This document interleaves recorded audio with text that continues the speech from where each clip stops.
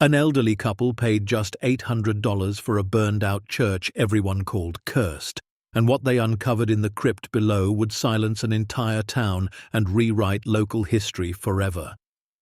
Before we dive into the story, make sure to smash subscribe because tomorrow we have an extra special story for you that will blow your mind. Let's get started.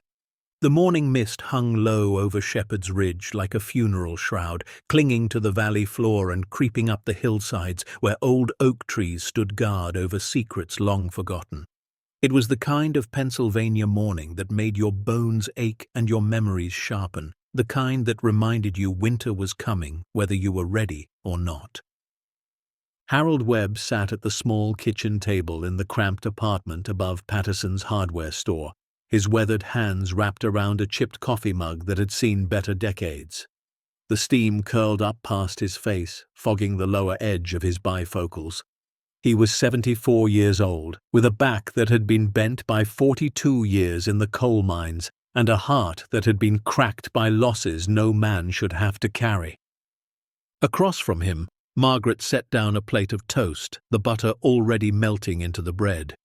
She was 71, her silver hair pulled back in a simple bun, her eyes still carrying that gentle fire that had first caught Harold's attention at a church picnic 53 years ago. She'd been a schoolteacher for 38 years before retiring, and even now she had that way of looking at you that made you feel both seen and slightly examined. "You're thinking about it again," she said softly, sliding into the chair across from him. Harold didn't answer right away. He just stared at the newspaper folded beside his plate, the classified section visible, one listing circled in faded blue ink. Town auction, Saturday. Properties include former St. Alistair's church property, Hill Road, sold as is, minimum bid $500. "I know that look, Harold Webb," Margaret continued, her voice carrying that mixture of love and gentle warning she'd perfected over 5 decades of marriage. "That's the look you had before you bought that tractor in '87, and before you tried to fix the roof yourself in '94. Harold finally looked up, a faint smile tugging at the corner of his weathered lips. The tractor worked fine. It caught fire twice. But it worked. Margaret shook her head, but she was smiling too, the way she always did when Harold got that stubborn gleam in his eye. It was the same gleam she'd fallen in love with all those years ago, the one that said he'd made up his mind about something, and heaven help anyone who tried to change it. "It's just a burned-out building on a hill," she said carefully. "Hasn't been touched in 12 years. People say things about that place, Harold. Bad things." "People say a lot of things," he replied, taking a slow sip of his coffee. "Doesn't make them true." The truth was, Shepherd's Ridge had been saying things about St. Alistair's Church ever since the night lightning struck the bell tower during the summer storm of 2012. The fire had consumed everything: the wooden pews where generations had prayed, the organ that had played at countless weddings and funerals, the stained glass windows that had cast coloured light across the altar for over 130 years. By morning, only the stone walls remained standing, blackened and hollow, reaching toward the sky like fingers of the dead. And then the stories started. Someone claimed they'd seen lights moving inside the ruins at night. Another swore they heard singing, faint and mournful, drifting down the hill when the wind was right. Old Man Carver, who lived closest to the property, said his dogs refused to go near the place, that they'd whimper and hide whenever he walked them past the old iron gates. "Cursed," people whispered. "Haunted. Leave it alone." And for 12 years everyone had. The property sat abandoned, the weeds growing tall, the stone walls slowly crumbling, the bell tower a jagged silhouette against the sky. The county had tried to sell it twice before, but both times the buyers had backed out at the last minute, citing unforeseen circumstances that no one ever fully explained. Now it was up for auction again, and this time Harold Webb intended to buy it. "Do you remember," he said quietly, setting down his mug, "the first time we walked into that church?" Margaret's expression softened. Of course she remembered. How could she forget? It had been 1972. She was 19, he was 22, and the world had seemed full of possibility despite the war raging overseas, despite the uncertainty that hung over everything like smoke. They'd stood at the back of St. Alistair's on a Sunday morning, two young people who barely knew each other, and something had shifted. She'd felt it then, that strange certainty that this man, this quiet coal miner with the strong hands and gentle eyes, was going to matter to her for the rest of her life. They were married in that church 8 months later, on a spring day when the dogwoods were blooming and the whole world smelled like hope. "I remember," she whispered. "And do you remember?" Harold continued, his voice growing thick. "When we brought Michael there for his baptism?" Margaret's hand trembled slightly as she reached for her own coffee cup. Michael, their only child, their boy with the wild laugh and the fearless heart, who had followed his father's footsteps not into the mines, but into the military, who had shipped out to Afghanistan in 2004 with a grin on his face and a promise to come home soon. He hadn't come home. Not the way they'd hoped. The telegram had arrived on a Tuesday. Margaret could still feel the weight of it in her hands, could still hear the sound Harold made when he read the words, a sound like something breaking that could never be fixed. Michael's memorial service had been held at St. Alistair's, in the same church where he'd been baptized, where his parents had been married, where 3 generations of Webbs had marked the moments that mattered most. And then, 3 years later, the church burned.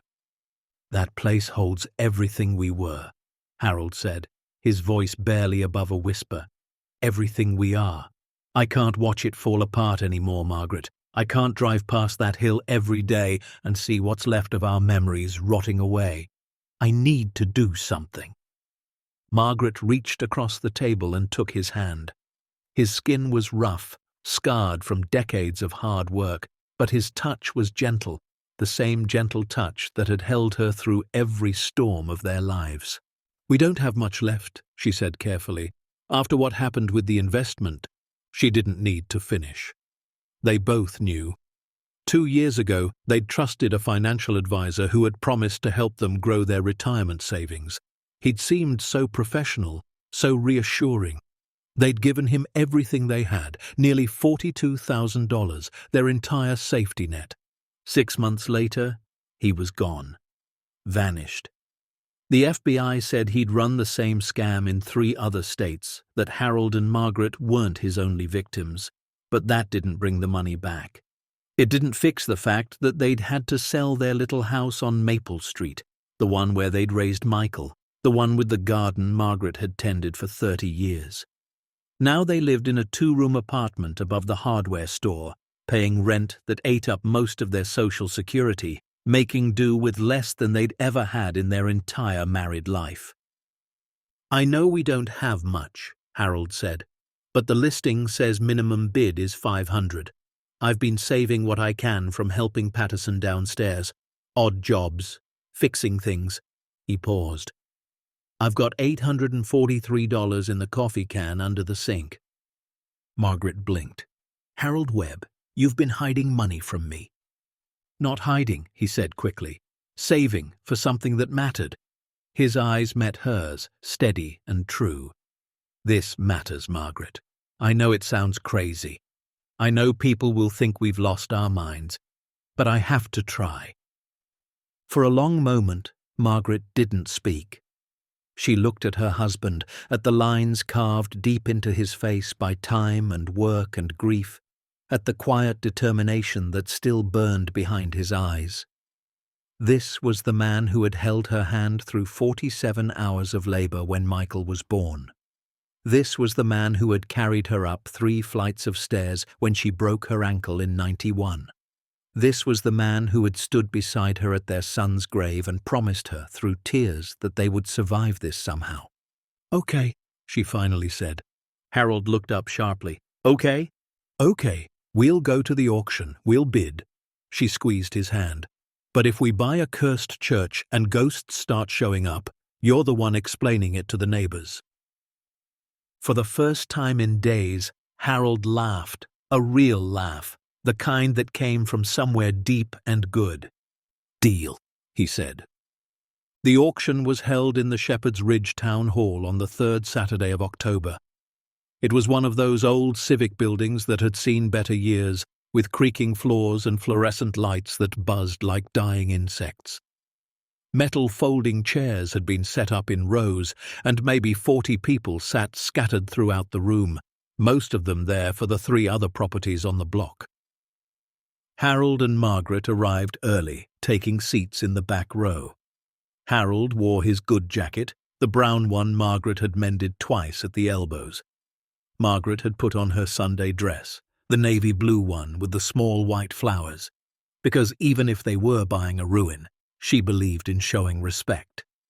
The auctioneer was a man named Gerald Finch, mid-50s, with a voice that carried and a manner that suggested he'd rather be anywhere else.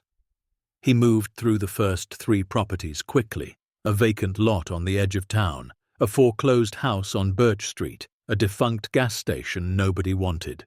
Then he cleared his throat and adjusted his microphone. "Lot number 4, Gerald announced, glancing at his clipboard. "Former St. Alastair's Church property, located at the end of Hill Road, approximately 3.7 acres, including the structure, such as it is." He paused, and something shifted in his tone. "The county is selling this property as is, with no warranties, no guarantees, and no liability for anything that may or may not occur on the premises." A murmur rippled through the crowd. Someone near the front chuckled nervously. "Minimum bid is $500, Gerald continued. "Do I have 500? Silence. Gerald waited. Harold felt his heart begin to pound. "Come on, folks," the auctioneer said with a thin smile. "It's a beautiful piece of land, great views, historic significance." He paused again. "Anyone? $500? More silence. People shifted in their seats, but no one raised a hand. Harold could feel the weight of the room's reluctance, the superstition hanging in the air like something physical. He raised his hand. "500 from the gentleman in the back," Gerald said, sounding genuinely surprised. "Do I hear 600? Nothing. 550? The room remained still.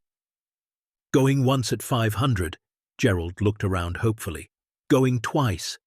Harold felt a strange calm wash over him. This was happening. This was really happening.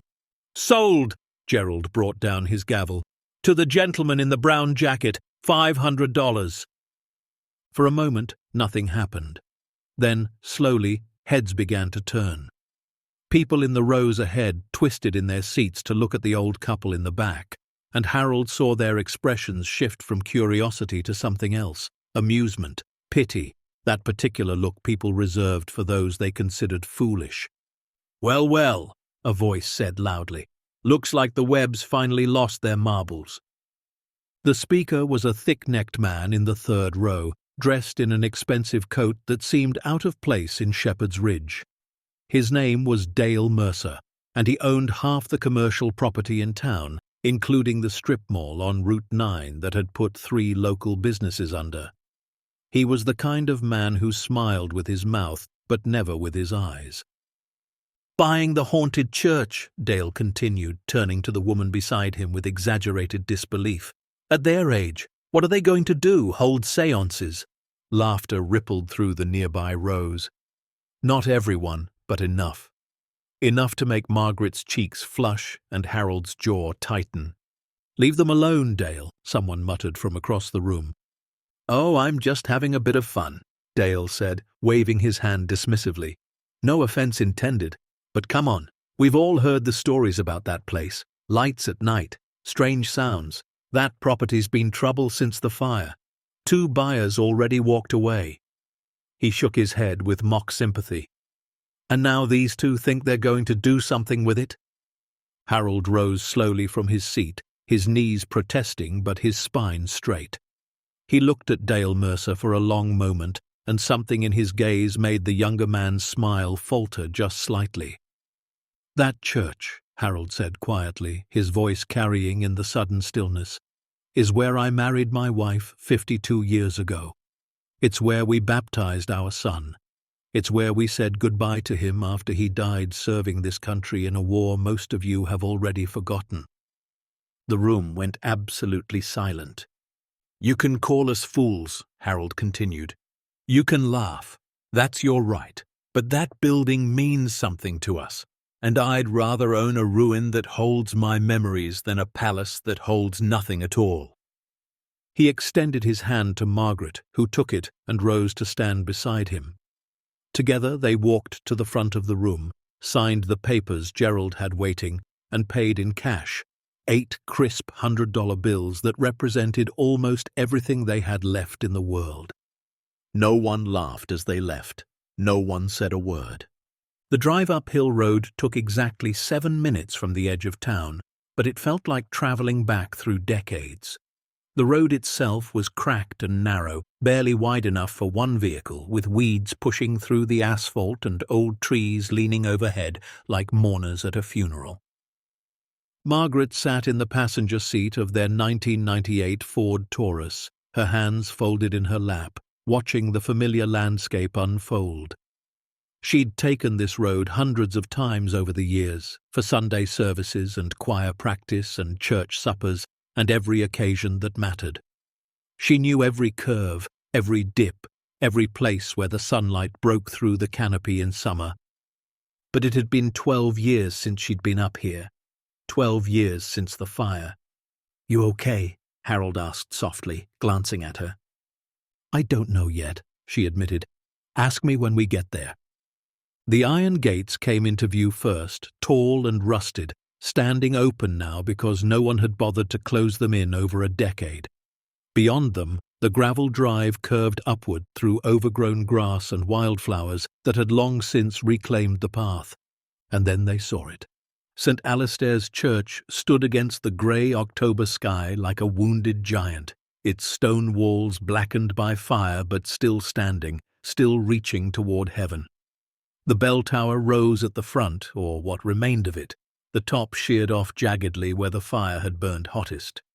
The great wooden doors were gone, leaving only the stone archway, a dark mouth leading into shadow.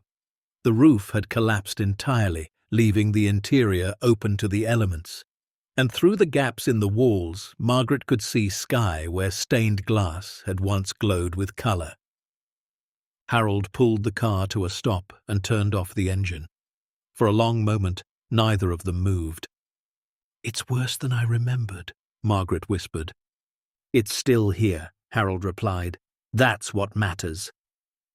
They stepped out of the car together, the autumn wind cutting through their coats.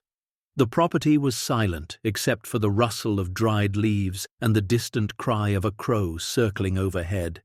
The air smelled of earth and decay and something else, something older, like stone that had been sleeping for a very long time. Harold took Margaret's hand, and together they walked toward the entrance. The inside of the church was a cathedral of ruin. Ash and debris covered what had once been the center aisle, the wooden pews reduced to charred skeletons or gone entirely. Shafts of grey light fell through the collapsed roof, illuminating patches of the stone floor that had survived. Here and there, Margaret could see traces of what had been, the twisted remains of a candelabra, a fragment of coloured glass glinting in the rubble, the stone basin of the baptismal font cracked down the middle, but still standing near where the altar had been. Harold moved forward slowly, his boots crunching on ash and debris. His eyes swept the devastation, but his expression wasn't one of despair. It was something closer to determination. "The walls are solid," he said, running his hand along the stone. "The foundation too, probably. The fire took everything wooden, everything that could burn. But the bones of this place—" He nodded slowly. "The bones are still good." Margaret followed him deeper into the ruins, stepping carefully around fallen beams and piles of debris. She found herself moving toward the front of the church, toward the raised platform where the altar had once stood. How many times had she sat in the third pew from the front, watching the morning light paint colors across that altar through the stained glass? How many times had she bowed her head there in prayer, in grief, ingratitude. The altar itself was gone, of course, but the stone platform remained, and as Margaret climbed the 3 shallow steps to stand where it had been, she felt something shift in her chest. Not sadness exactly, something more like recognition. "Harold," she said suddenly, "come look at this."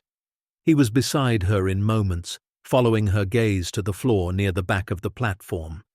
The ash was thicker here, undisturbed by wind or weather, covering what looked like a raised section of the stone floor. But through the grey coating, something glinted. Harold knelt slowly, his knees popping in protest. He brushed at the ash with his bare hand, revealing more of the raised section. It wasn't just stone, it was metal. A brass plate, perhaps 18 inches square, set into the floor and engraved with something he couldn't quite make out. "Get me that stick," he said, pointing to a fallen branch nearby. "I need to clear more of this off." Margaret brought him the branch, and Harold used it to sweep away the accumulated ash and debris. With each stroke, more of the plate was revealed, until finally they could see it clearly in the dim light. It was definitely brass, aged to a dark patina but still solid, set flush with the stone floor except for a slightly raised edge. And engraved across its surface, in ornate letters that looked very old indeed, were words in a language Harold didn't recognize. "What does it say?" Margaret asked, kneeling beside him. Harold squinted at the inscription. "Looks like Latin, maybe. I don't know. But look here." He pointed to the center of the plate, where the letters surrounded something else. A small, circular indentation. A keyhole. Margaret's breath caught. "Harold, what is this?" "I don't know," he said slowly. "But it's not part of the original floor. Look at how it's set. Someone installed this, deliberately, and they meant it to stay hidden." They both stared at the brass plate in silence. The wind whispered through the broken walls around them, and somewhere in the distance the crow cried again. "There's a keyhole," Margaret said finally. "That means there's a key." "Somewhere," Harold agreed. "And a keyhole in a plate like this, in a floor, means there's something underneath." They looked at each other, and in that look passed everything they'd shared over 52 years, every joy and every sorrow, every moment of doubt and every act of faith. They had bought this church for $800, expecting nothing more than a ruin and a memory. But this, whatever this was, felt like something else entirely. Harold reached out and touched the keyhole with his fingertip. The metal was cold, colder than the autumn air around them, and for just a moment he could have sworn he felt something else. A vibration, almost. A hum. "We need to find that key," he said quietly.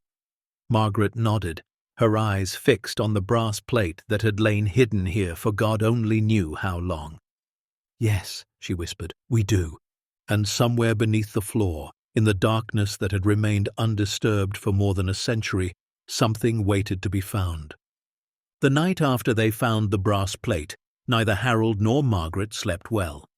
They lay side by side in their narrow bed above the hardware store, listening to the sounds of the old building settling around them, each lost in their own thoughts about what they'd discovered in the ruins of St. Alister's. Harold stared at the ceiling, tracing the cracks in the plaster with his eyes. He'd spent 42 years underground in the coal mines, crawling through tunnels carved into the earth, breathing air thick with dust and darkness. He knew what it meant to find something hidden. He knew the weight of secrets buried beneath the surface. But this was different. This wasn't coal or shale or the bones of ancient forests compressed into fuel. This was something deliberately concealed. Someone had gone to great trouble to install that brass plate, to engrave it with words meant to last centuries, to fit it with a lock that suggested whatever lay beneath was worth protecting. "You're not sleeping," Margaret said softly in the darkness. "Neither are you."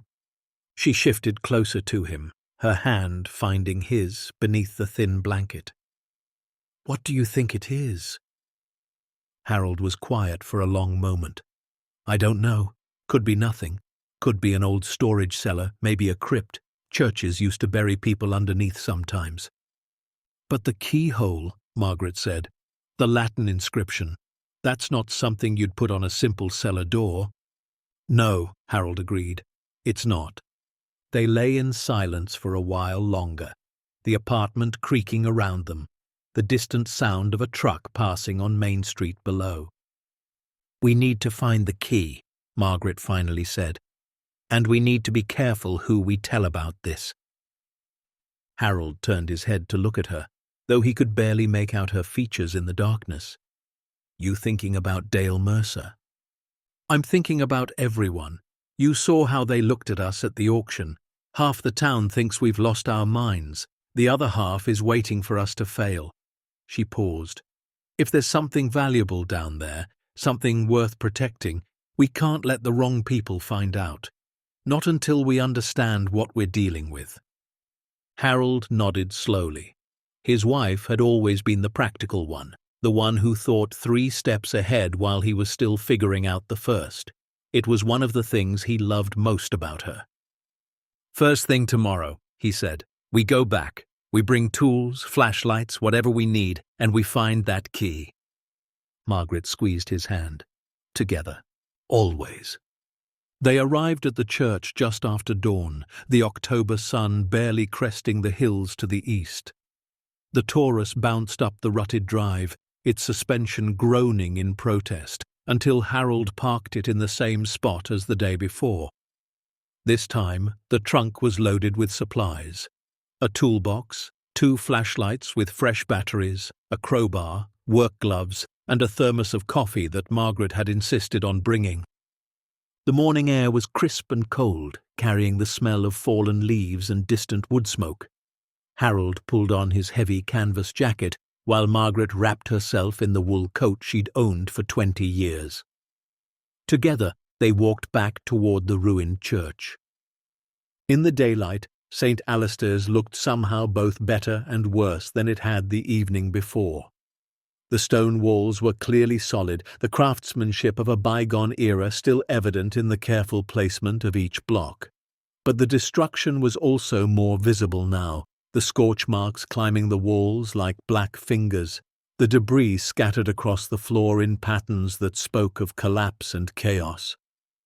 They made their way to the altar platform, stepping over the same obstacles as before. The brass plate was exactly where they'd left it, still partially covered in ash despite Harold's initial clearing. In the morning light, the Latin inscription was easier to read, though neither of them understood the words. Custodes Thesauri, Margaret read aloud, tracing the letters with her finger. Sacra abscondita, sub oculis Dei. Any idea what it means? She shook her head. My Latin is limited to medical terms and legal phrases, but I think thesauri might mean treasure, and sacra could be sacred. She looked up at Harold. Guardians of sacred treasure, maybe? Something like that? Harold felt a chill run down his spine that had nothing to do with the October cold. We need to find that key. They spent the next 3 hours searching the ruins. Harold worked systematically, starting at the altar platform and moving outward in an expanding circle, checking every crevice, every fallen stone, every piece of debris that might conceal something small and metallic. Margaret took the perimeter, examining the base of the walls where stones had crumbled and gaps had formed. The work was slow and exhausting. Harold's back ached from bending and lifting, and his knees protested every time he knelt to examine something more closely. But he pushed through the discomfort, driven by a determination he hadn't felt in years. By mid-morning, they'd found nothing. No key, no hidden compartment, no secret cache, just ash and rubble and the stubborn silence of a building that had kept its secrets for a very long time. Margaret sat down on a fallen beam, pulling off her work gloves to rub her tired hands. Maybe we're looking in the wrong places, she said. If someone wanted to hide a key, they wouldn't just leave it lying around. They'd put it somewhere specific, somewhere meaningful. Harold straightened up, pressing his hands against his lower back. Meaningful how? I don't know. somewhere connected to the church, to its history. She paused, her eyes scanning the ruins. The altar's gone, the pulpit's gone, most of the fixtures burned in the fire. Her gaze drifted toward the front of the church, toward the stone archway where the great doors had once stood. But what about the things that couldn't burn? Harold followed her gaze.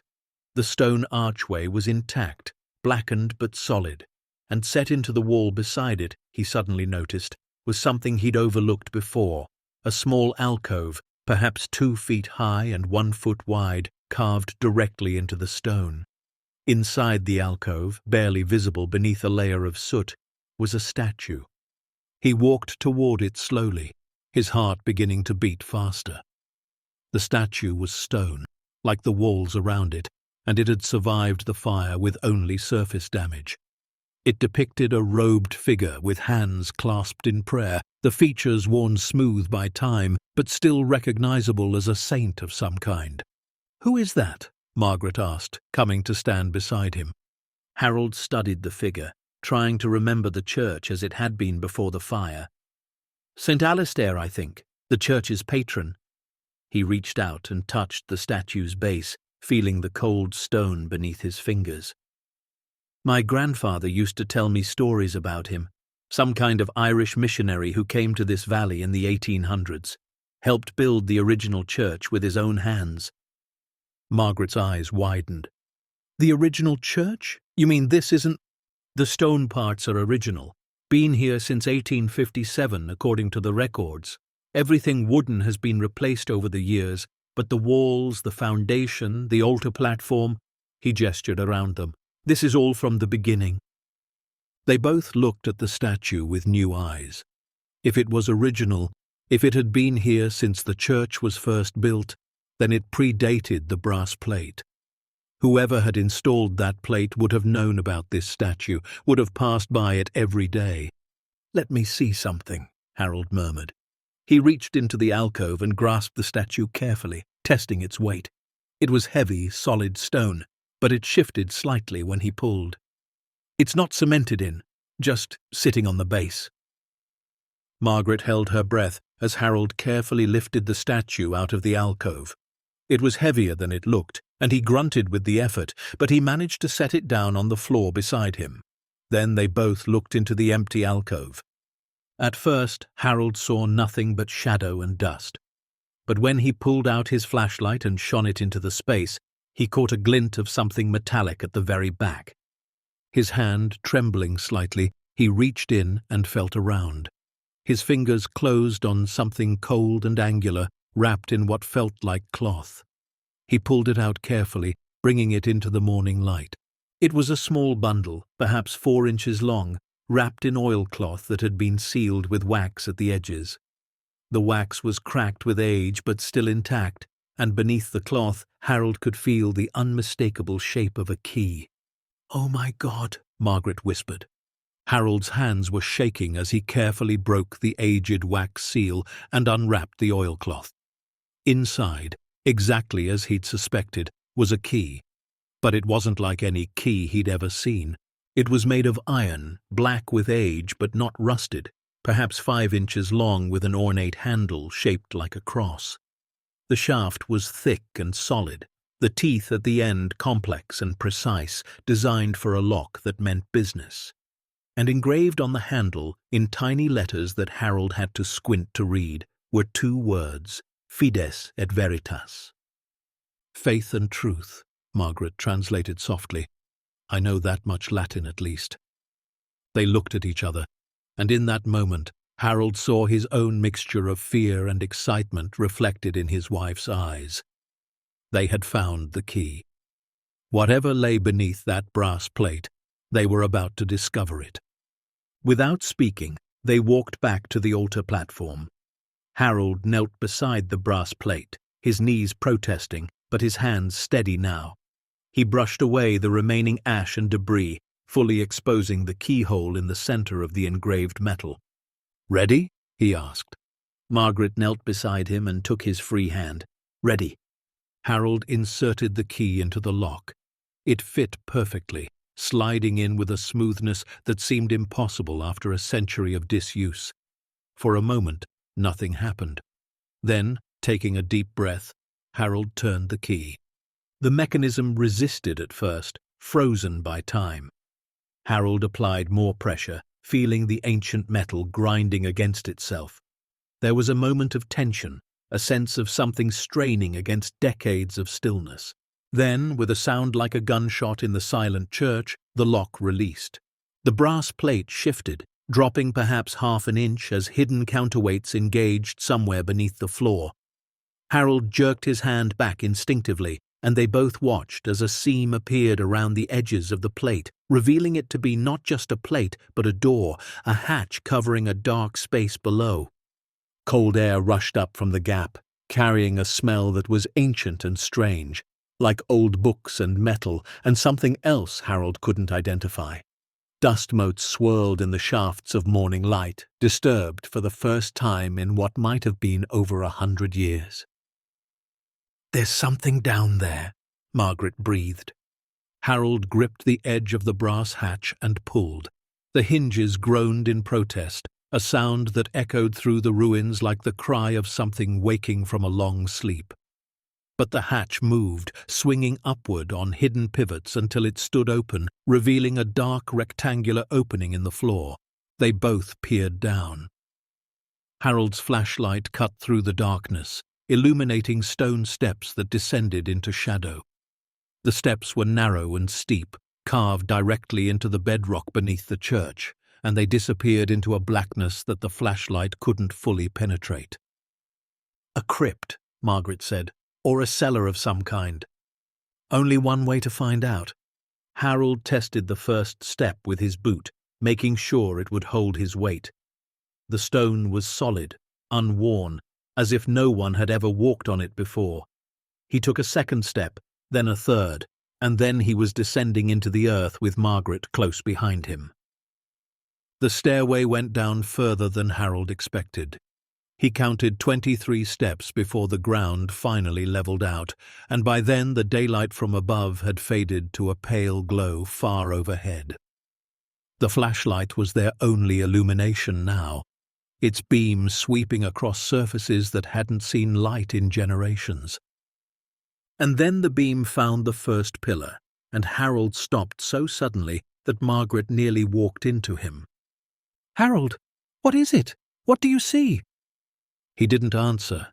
He couldn't, because what lay before him was so far beyond anything he'd imagined that words simply failed. They were standing at the entrance to an underground chamber that stretched far beyond the reach of his flashlight. The ceiling arched overhead in graceful vaults, supported by carved stone pillars that marched into the darkness like silent sentinels. The floor was smooth and flat, cut from the same bedrock as the stairs, and against the walls on either side were alcoves, dozens of them, stretching as far as he could see. But it was what filled those alcoves that stole Harold's breath away. Wooden crates stacked 2 and 3 high, their surfaces marked with faded stencils and symbols. Metal chests with heavy locks, some green with age, others still gleaming dully in the flashlight's beam. Long shapes wrapped in canvas and cloth, leaning against the walls in careful arrangements. Smaller packages bound with cord and sealed with wax, piled on stone shelves that had been carved directly into the rock. "My God," Margaret whispered behind him. "Harold, what is all this?" He stepped further into the chamber, his flashlight sweeping from side to side, trying to take in the scope of what they'd found. The room was massive, far larger than the church above, extending back into the hillside in a way that suggested it had been carved out deliberately, methodically, by people who knew exactly what they were doing. And it was full. Every alcove, every shelf, every available surface held something. This wasn't a crypt for the dead. This was a vault for the living, a repository for things too precious to leave exposed to the world above. Harold approached the nearest crate. It was made of oak, he thought, the wood darkened with age but still solid. The lid wasn't nailed shut, just fitted tightly in place and held by wooden clasps. With trembling hands, he released the clasps and lifted the lid. Gold. The crate was filled with gold coins, hundreds of them, stacked in neat rows that gleamed even in the weak flashlight beam. Harold reached in and picked one up, feeling its weight in his palm. On one side was an image of a woman's profile and a date, 1861. On the other side, an eagle with spread wings and the words, United States of America. Double eagles, Margaret breathed, looking over his shoulder. Civil War-era gold coins. Harold, these are incredibly rare. Each one of these could be worth thousands of dollars. Harold set the coin back carefully and moved to the next crate. This one held silver, bars of it, each one stamped with markings he didn't recognize. The crate after that contained jewelry, necklaces and bracelets and rings tangled together in a glittering mass.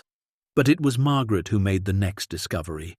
She had wandered to the other side of the chamber, her own flashlight exploring the wrapped shapes leaning against the wall. Carefully, reverently, she unwrapped the corner of one of the larger packages. "Harold," she said, her voice strange, "come look at this." He crossed the chamber to stand beside her. She had exposed perhaps a square foot of canvas, and even in the dim light, Harold could see what it was. A painting, oil on canvas, depicting a scene of great beauty and obvious age. The colors were rich despite the centuries, the brushwork masterful, the subject a woman in robes with a halo around her head and a child in her arms. "Is that—" Harold couldn't finish the sentence. "I think it might be a Madonna," Margaret said softly. "The style looks—" "Harold, this could be Renaissance. This could be 400 or 500 years old." They stood in silence, staring at the painting that no human eye had seen in over a century. Then, moving like people in a dream, they continued their exploration. The next hour passed in a haze of discovery. They found more paintings, at least 30 of them, wrapped and stored with obvious care. They found religious artifacts of every kind. Silver chalices encrusted with gems, golden crosses studded with rubies and emeralds, candlesticks of bronze and iron and precious metals. They found illuminated manuscripts, their pages brilliant with color despite the ages, bound in leather and protected by oiled wrappings. They found jewelry that would have graced the necks of queens and the fingers of princes, and at the center of the chamber, standing alone on a raised stone platform, they found a desk. It was a simple wooden desk, old but well preserved, with a single drawer in the front. On top of the desk sat a leather-bound book, its cover worn smooth by time and handling. Beside it lay a pen, long since dried, and an inkwell that had probably been empty for 150 years. Harold approached the desk carefully, almost afraid to breathe. He picked up the leather-bound book and opened it to the first page. The handwriting was elegant but difficult to read. The ink faded to a pale brown, but the words at the top of the page were clear enough. The Journal of Father Cornelius Michael Brennan, pastor of St. Alistair's Church, Shepherd's Ridge, Pennsylvania. Begun this day, the 14th of March, in the year of our Lord, 1863. Harold's hands were shaking so badly he could barely hold the book. Margaret moved to stand beside him, and together they began to read. "If you are reading these words," the journal began, "then I have failed in my duty, or perhaps, God willing, I have succeeded beyond my hopes. Either way, the secret of this vault has passed to other hands, and I must trust that those hands will use wisdom and faith in deciding what to do with what they have found. My name is Cornelius Brennan. I came to this valley in 1856, sent by my bishop to establish a parish among the coal miners and farmers who had settled in these hills. I built St. Alistair's Church with my own hands, stone by stone, and I have served this community faithfully for 7 years now. But this journal is not about my ministry. It is about the burden I have carried in secret, a burden that was placed upon me by men fleeing persecution, war, and death in the Old World. In the summer of 1861, Not long after the war between the states began, a ship arrived in Philadelphia carrying refugees from the conflicts that were tearing Europe apart. Among them were priests, monks, and lay people from Italy, Austria, and the German states. People who had seen their churches burned, their monasteries looted, their communities destroyed by revolutionary violence. They brought with them what they could save, treasures that had been collected and protected by the church for centuries, paintings by the great masters, manuscripts copied by hand over 1,000 years, gold and silver that had been given by the faithful across generations, relics of saints and martyrs, the cultural and spiritual heritage of countless communities now threatened with extinction. They came to me because they had nowhere else to go. The cities were too dangerous, too full of eyes and ears that might report back to those who wished to seize these treasures for themselves. They needed a place that was remote, that was secure, that was protected by faith and silence. I gave them the crypt beneath my church. We spent 6 months expanding the original burial vault, carving it deeper into the hillside, creating alcoves and shelves, and a space large enough to hold everything they had brought. We worked in secret, at night, telling no one what we were doing. When the work was done, we sealed the entrance and swore an oath to protect this place until the danger had passed and the treasures could be safely returned to their rightful homes. That was nearly 2 years ago now. The war continues, and the news from Europe grows worse with each passing month. The men who entrusted me with these sacred objects are scattered now, some dead, some lost, some still fleeing from place to place in search of safety. I am the only one who knows the full extent of what lies beneath this floor. I am the only guardian of this secret, and I am dying. The doctor tells me I have perhaps 6 months. A tumor, he says, growing where no surgeon can reach. There is nothing to be done but pray and wait and put my affairs in order. I have spent many nights on my knees asking God what I should do. I cannot take this secret to my grave. The treasures below must be preserved, must eventually be returned to those who created them and cherished them. But how can I ensure that? How can I trust anyone with knowledge this dangerous? I have decided to leave clues scattered throughout this church and its records that will allow a patient and faithful seeker to find what I have hidden. The key I have placed in the alcove of St. Alastair, the patron of our church and the protector of sacred things. The location of the vault I have recorded in the parish register, disguised as a routine notation about repairs to the foundation. If God wills it, the right person will find these clues and follow them to this place. And if that person is reading these words now, then I have one final request. Do not seek to profit from what you have found. These treasures do not belong to you, nor to me, nor to anyone living. They belong to history, to faith, to the generations yet unborn who deserve to inherit the beauty and wisdom of the past. Protect them, preserve them, and when the time is right, return them to the world. This is my final prayer. This is my last act of faith.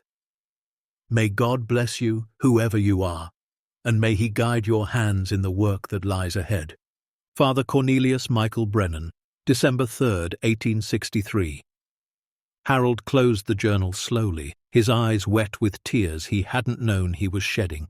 Beside him, Margaret was openly weeping, her hand pressed to her mouth. They stood together in the center of that underground cathedral, surrounded by treasures beyond imagination, and they understood at last what they had found. Not just gold and silver and paintings, not just objects of monetary value. They had found a trust, a sacred duty, a burden that had been waiting more than 160 years for someone to discover it. And now, somehow, impossibly, that burden had fallen to them. 250 million, Margaret whispered finally. Maybe more, the paintings alone, if they're authentic. They're authentic, Harold said quietly. He didn't know how he knew, but he did. Father Cornelius had not been a man who dealt in fakes. What do we do? Margaret asked. Harold, what on earth do we do with all of this? Harold looked around the vault one more time, at the crates and chests and wrapped canvases, at the centuries of history preserved in this hidden place. Then he looked at his wife, at her tear-streaked face and her frightened eyes, and he felt something settle in his chest. "We do what he asked," Harold said. "We protect it, we preserve it, and when the time is right, we return it to the world." Margaret nodded slowly.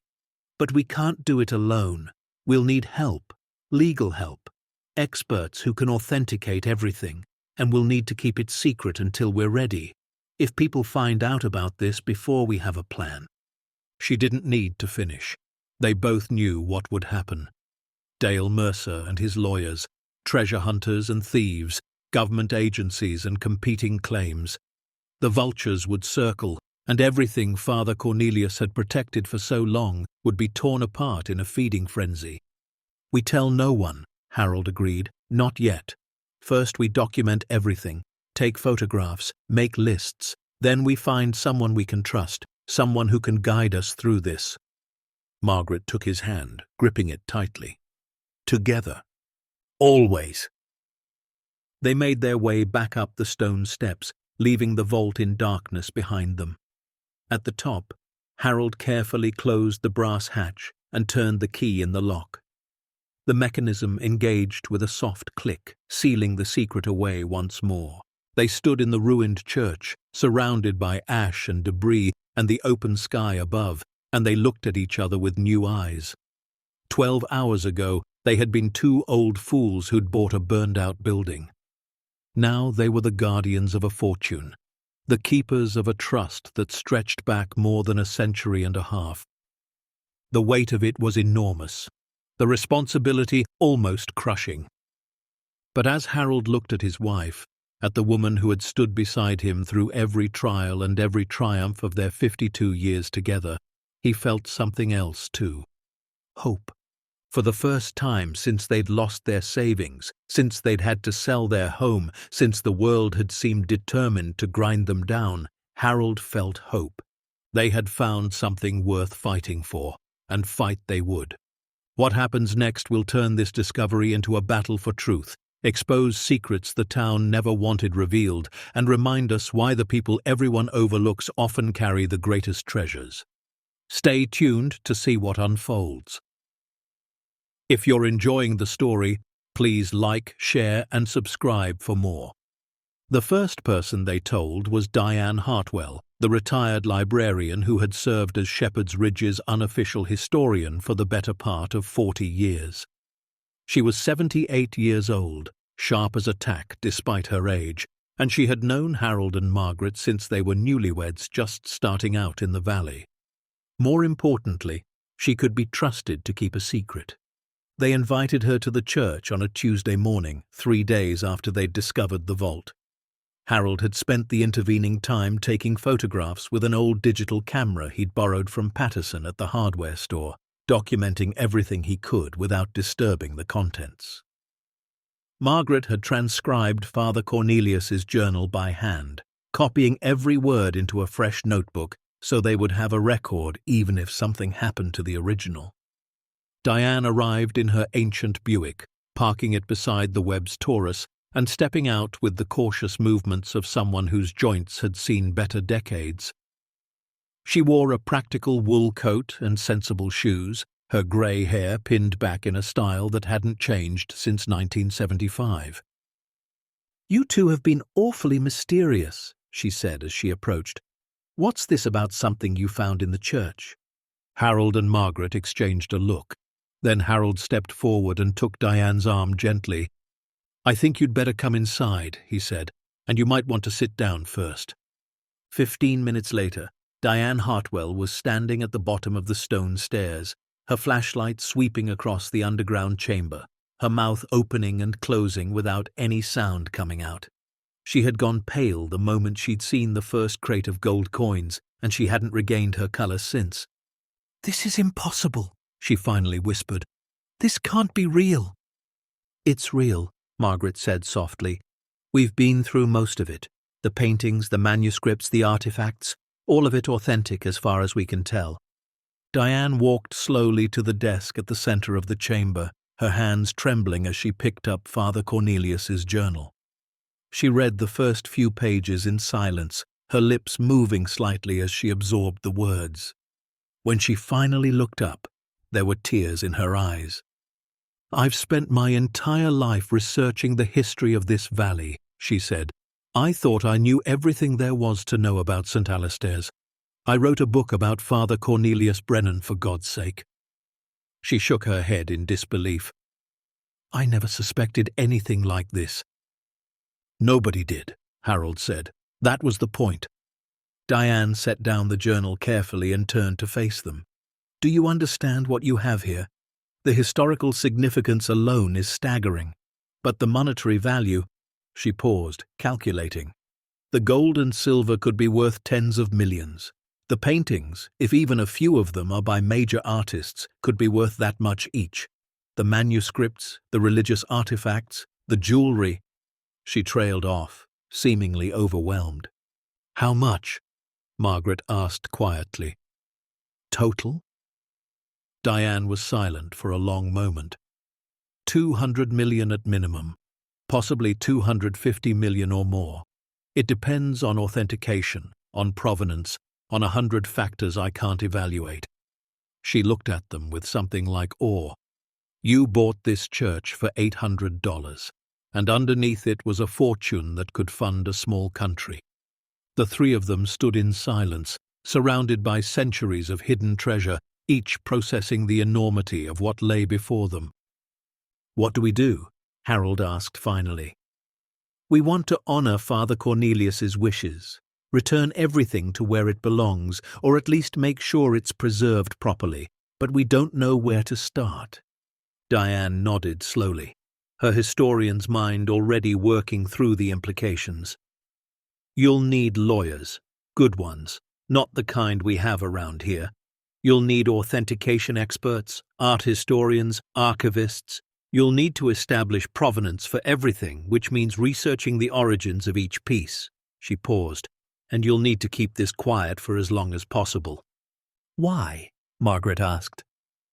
"Because the moment word gets out, you'll have every treasure hunter, every government agency, every foreign nation with a claim to these artifacts descending on Shepherd's Ridge." Diane's expression was grave. "And that's not even counting the people right here in town who might try to take advantage of the situation." Harold thought of Dale Mercer, of his smirking face at the auction, and felt a chill run down his spine. "We'll be careful," he said, "but we can't do this alone. Will you help us?" Diane smiled, a warm expression that softened the worry in her eyes. "You couldn't keep me away if you tried." They kept the secret for exactly 11 days. Later, Harold would never know for certain how word got out. Maybe someone saw them going up the hill too often, carrying equipment that didn't match their usual routines. Maybe Patterson at the hardware store mentioned the camera Harold had borrowed and someone put two and two together. Maybe Diane, despite her best intentions, let something slip to an old colleague who couldn't keep quiet. Or maybe, as Margaret suggested, secrets this big simply had a weight of their own, a gravity that pulled truth toward the surface no matter how deep you tried to bury it. Whatever the cause, on the 12th day after their discovery, Harold opened the door of their apartment to find a reporter standing on the landing. "Mr. Webb," the young man said, his phone already out and recording, "I'm Jason Cross from the Pittsburgh Tribune.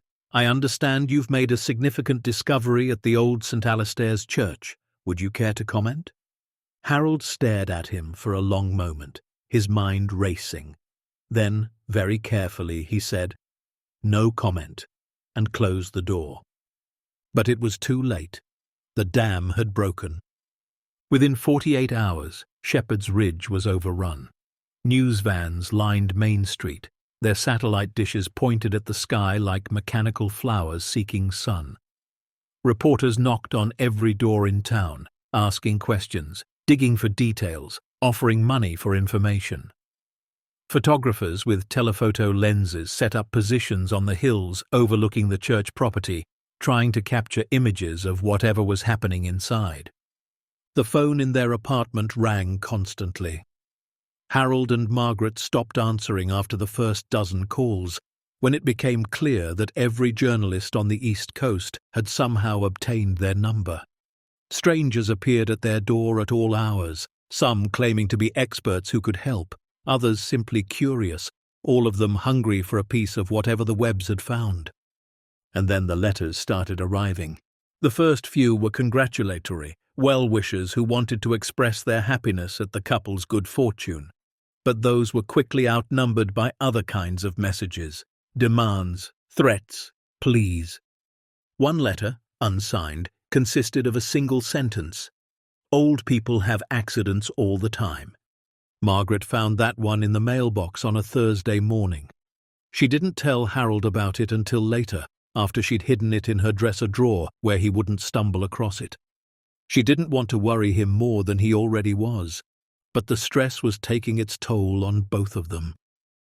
Harold, who had always been sturdy despite his age, began to look grey and drawn. He slept poorly, tossing and turning through the night, and during the day he jumped at every unexpected sound. Margaret caught him wincing and rubbing his left arm more than once, and each time her heart clenched with fear. "We should see Dr. Morrison," she said one evening, watching him pick at his dinner without appetite, "just to be safe." "I'm fine," Harold insisted. "Just tired. All this commotion would wear anyone out." But he wasn't fine. Margaret knew it, and she suspected Harold knew it too. The question was whether he would admit it before something happened. The mayor arrived on a Saturday morning, exactly 2 weeks after the discovery. His name was Gerald Hutchins, a portly man in his early 60s who had held the position for nearly 15 years. He came with a smile on his face, a folder under his arm, and a proposition that made Margaret's blood run cold. "Harold, Margaret," he said, settling into the one good chair in their small living room like he owned it. "I can't tell you how pleased I am about your discovery. It's the most exciting thing to happen in Shepherd's Ridge in decades, maybe ever." "We're still figuring out what to do with it," Harold said carefully. "Haven't made any decisions yet." Of course. Gerald's smile widened. "That's actually why I'm here. The town council has been discussing the situation, and we believe we might be able to help." "Help how?" Margaret asked, her voice flat. Gerald opened his folder and pulled out a document. "We're proposing a partnership. The town would provide security for the church property, help coordinate with media and experts, handle the legal complexities. In exchange, we'd take a modest percentage of whatever the collection is eventually worth." Harold leaned forward to look at the document. His eyes widened as he scanned the pages. "This says the town would take 35%. As I said, modest, considering the services we'd provide. And it says we'd transfer partial ownership of the property to the municipal authority." Gerald shrugged. "A formality, just to ensure proper oversight." Margaret stood up abruptly. "Get out." Gerald blinked. "I'm sorry." "You heard me. Get out of our home." Her voice was steady, but her eyes were blazing. "You sat in that auction hall and watched people laugh at us for buying that church. You didn't say a word. Now you show up with a contract that would steal 1/3 of everything we've found and put the town in control of our property." She pointed at the door.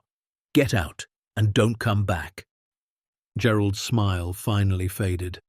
He stood slowly, tucking the document back into his folder. "I think you're making a mistake, Margaret. You and Harold are in over your heads. You need help, whether you realize it or not." "We'll find our own help," she replied, "from people we actually trust." Gerald paused at the door, his expression hardening. "Just remember, there are people in this town with resources you can't imagine. People who are very interested in that church property. You might find that cooperation is easier than the alternative." He left without another word. Margaret stood trembling in the middle of the room, her fists clenched at her sides. "Margaret, Harold said quietly. She turned to look at him and felt her heart stop. He was slumped in his chair, his face grey, his left hand pressed against his chest. His breathing was shallow and rapid, and there was a sheen of sweat on his forehead. "Harold!" She was beside him in an instant, her hand on his face, her eyes searching his. "Harold, talk to me. What's wrong?" "Chest hurts," he managed. "Hard to breathe." Margaret grabbed the phone and dialed 911 with shaking fingers.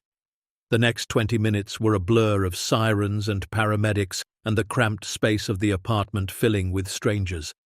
They loaded Harold onto a stretcher, attached monitors and oxygen, asked Margaret questions she could barely process through the fog of terror that had descended over her mind. At the hospital, they told her it was a mild heart attack. "A warning," the doctor said. His heart was under stress, and if they didn't address it, the next one could be much worse. They wanted to keep him for observation, run more tests, possibly schedule a procedure. Margaret sat beside his bed in the cardiac unit, holding his hand, watching the monitors beep their steady rhythm. Harold was sleeping now, sedated, his face peaceful in a way it hadn't been since this whole nightmare began. She thought about their son, Michael, about the last time she'd seen him, standing at the airport in his uniform, hugging her so tight she could barely breathe. "Do what's right," he'd told her that day. "Even when it costs you everything. That's what you and Dad taught me." He'd been talking about his deployment, about the duty he felt to serve his country. But the words echoed now, taking on new meaning in the quiet of the hospital room. Do what's right, even when it costs you everything. They had found something precious hidden beneath that church, something that had been protected for more than 150 years by people who believed in its value. Father Cornelius had given his life to guarding that secret. The refugees who had carried those treasures across an ocean had risked everything to save them. Now the wolves were circling, the mayor with his contracts, the reporters with their cameras, and whoever was sending those threatening letters. They all wanted a piece of what Harold and Margaret had found, and they didn't care what they had to do to get it. But Margaret wasn't going to let them. Not now. Not ever. She squeezed Harold's hand gently and whispered, "We're going to fight, sweetheart. We're going to protect what we found. I promise." 3 days later, when Harold was released from the hospital with strict orders to rest and avoid stress, they came home to find a certified letter waiting in their mailbox. Margaret opened it with trembling hands, expecting another threat. Instead, she found something unexpected. A legal notice from a law firm in Philadelphia, filed on behalf of someone named Victor Castellan. The letter claimed that the auction sale of the St. Alistair's church property was invalid due to irregularities in the title transfer process. It demanded that Harold and Margaret vacate the premises immediately and surrender any items of value that had been removed from the site. Failure to comply, the letter warned, would result in immediate legal action. "Who the hell is Victor Castellan?" Harold asked, reading over her shoulder. Margaret shook her head. "I don't know, but we need to find out, fast." The answer came from Diane Hartwell, who arrived at their apartment that same afternoon with a stack of old newspapers and a grim expression. "Victor Castellan," she said, spreading the papers across the kitchen table. 57 years old, real estate developer based out of Philadelphia, made his fortune buying distressed properties, tearing them down, and building commercial developments. She pointed to a photograph in one of the articles. He tried to buy the church property 6 years ago, right before the county put it up for auction the first time. Margaret stared at the image. Victor Castellan was a handsome man in an expensive suit, his silver hair swept back from a tanned face, his smile showing teeth that were too white and too perfect. There was something predatory in his eyes, something that made her skin crawl. "What happened?" she asked. "Why didn't he buy it?" "The sale fell through at the last minute. The records say there were problems with the paperwork, something about the title not being clear." Diane pulled out another document. But I did some digging, and I found something interesting. The county clerk who processed that sale? He retired 6 months later with a sudden windfall of cash, bought a house in Florida, never came back. Harold's eyes narrowed. You think Castellan bribed him? I think Castellan tried to acquire that property through back channels, and when it didn't work, he walked away and waited. Diane's expression was troubled. Now he's back, and he's using lawyers instead of bribes. But we bought the property legally, Margaret protested. We have the deed. We paid in full. And he's claiming there were problems with the title that invalidate your purchase. It's probably nonsense, but proving that will take time and money. Diane paused. Do you have a lawyer? Harold and Margaret looked at each other. They hadn't been able to afford a lawyer in years. Their savings were gone, their income barely covered rent and groceries, and now they had medical bills from Harold's hospital stay to worry about. We'll find one, Margaret said quietly. Somehow. The somehow arrived 2 days later, in the form of a young woman named Rachel Kim.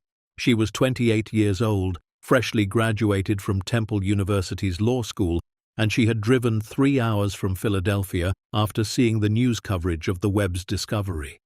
She showed up at their apartment door with a briefcase, a determined expression, and an offer that seemed too good to be true.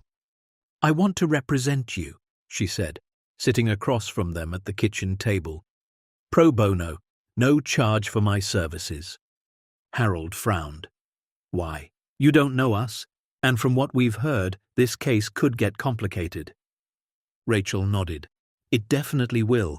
Victor Castellan has a team of expensive lawyers, and they're going to throw everything they have at you. She paused, her dark eyes meeting theirs with surprising intensity. But I grew up in a town like this. My grandparents were immigrants who got taken advantage of by people with more money and more power. They lost everything because they couldn't afford to fight back. She leaned forward. I went to law school because I wanted to help people like them, people like you. People who do the right thing and get targeted for it. Her voice hardened. Victor Castellan is a predator. He destroys communities to make money. I've been researching him for years, waiting for a chance to take him on. She smiled faintly. You're giving me that chance. Margaret studied the young woman carefully. She'd spent 38 years teaching, and she'd developed an instinct for reading people. Rachel Kim was earnest, passionate, perhaps a little naive about the challenges ahead. But she was also smart and determined, and right now, that was exactly what they needed. All right, Margaret said. You're hired. Rachel got to work immediately.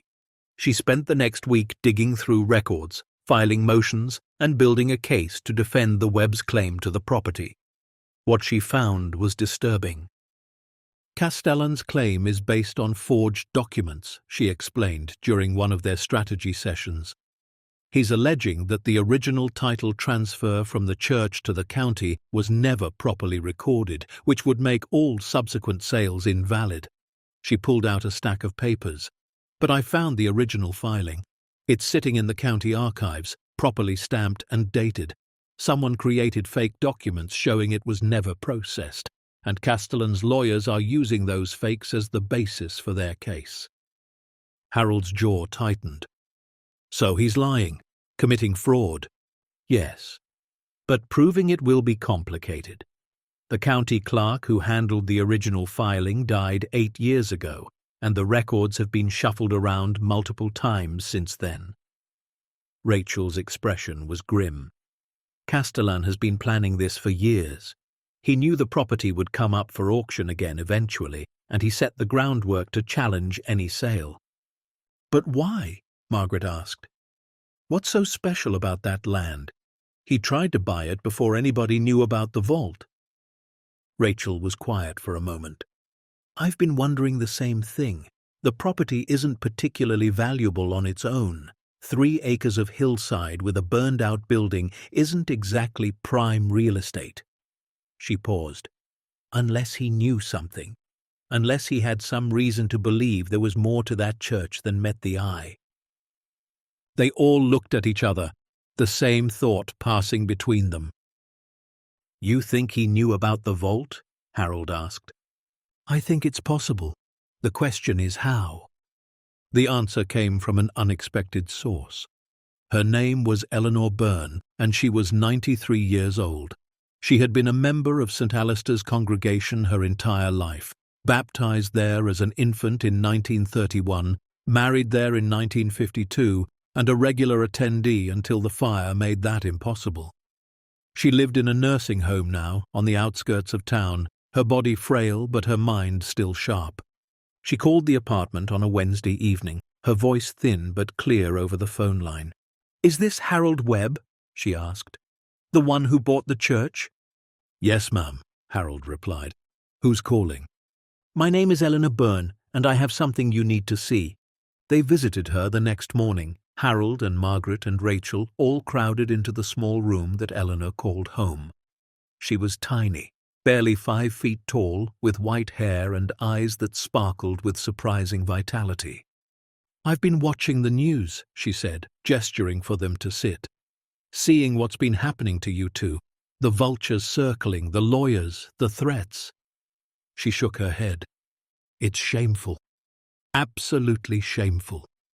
"You said you had something to show us," Margaret prompted gently. Eleanor nodded and reached for a wooden box on her nightstand. Her hands trembled as she opened it, but her movements were deliberate, purposeful. "My grandmother was a member of the original congregation," she said. "She knew Father Cornelius personally, worked alongside him for years."